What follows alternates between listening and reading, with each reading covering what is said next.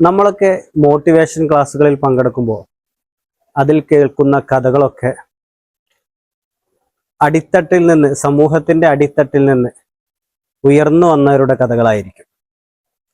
Isaac Newton ആണെങ്കിലും Thomas Alva Edison ആണെങ്കിലും മറ്റു നമ്മൾ കേൾക്കുന്ന ഈ മഹാന്മാരുടെ കഥകളൊക്കെ അവരൊക്കെ ഒന്നെങ്കിൽ പാവപ്പെട്ട കുടുംബത്തിൽ അല്ലെങ്കിൽ ദാരിദ്ര്യമായ ജീവിതത്തിൽ സ്കൂളിൽ പോവാത്ത, വിദ്യാഭ്യാസമില്ലാത്ത, സ്കൂളിന്റെ പടികൾ കാണാത്ത, ഇങ്ങനെ ഒരു സമൂഹത്തിന്റെ താഴെ തട്ടിൽ ജീവിച്ച ആളുകളാണ് വലിയ ഉന്നതിയിലെത്തിയത് എന്ന കഥകളായിരിക്കും നമ്മൾ കേട്ടിട്ടുണ്ടാവുക.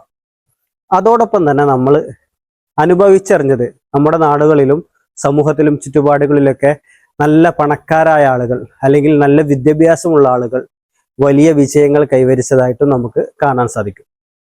അപ്പോൾ ഇത് രണ്ടും ഇങ്ങനെ കൂട്ടിക്കൊഴിച്ച് ഇങ്ങനെ ആലോചിച്ചപ്പോൾ ഒരുപാട് കാലം എൻ്റെ മനസ്സിലുണ്ടായിരുന്നത്, നമ്മളെ ഈ മിഡിൽ ക്ലാസ് ആളുകൾക്ക് അവർക്ക് സക്സസ്ഫുൾ ആയ ഒരു ജീവിതം നയിക്കാൻ സാധ്യമാവില്ല എന്നൊരു തോന്നലുകൾ പല വർഷങ്ങളായിട്ട് എൻ്റെ മനസ്സിലുണ്ടായിരുന്നു.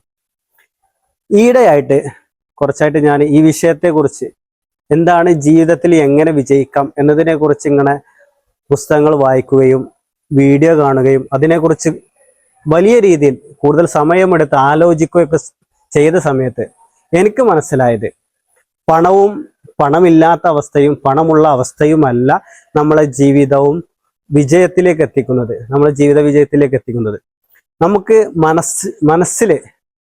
മനഃശക്തിയുണ്ടോ, വിജയിക്കണമെന്നൊരു അതിയായ ആഗ്രഹമുണ്ടോ, അവർക്കെല്ലാം വിജയിക്കാൻ സാധിക്കും, നല്ലൊരു സക്സസ്ഫുൾ ആയ ലൈഫ് പടുത്തുയർക്കാൻ സാധിക്കുമെന്ന് മനസ്സിലായി. അതിനുവേണ്ടി നമ്മൾ ചെയ്യേണ്ടത്, ആദ്യം നമുക്ക് നല്ലൊരു പോസിറ്റീവ് മൈൻഡ് സെറ്റ് ഉണ്ടാവുക, ഒപ്പം അതിന് കഠിനാധ്വാനം ചെയ്യാൻ, നല്ല ക്രിയേറ്റീവായി അധ്വാനിക്കാൻ, പണിയെടുക്കാനുള്ള ഒരു താല്പര്യവും ആഗ്രഹവും സന്നദ്ധയും ഉണ്ടാവുമ്പോഴാണ് നമുക്ക് വിജയം സക്സസ്ഫുൾ ആയ ലൈഫ് ഉണ്ടാവുക.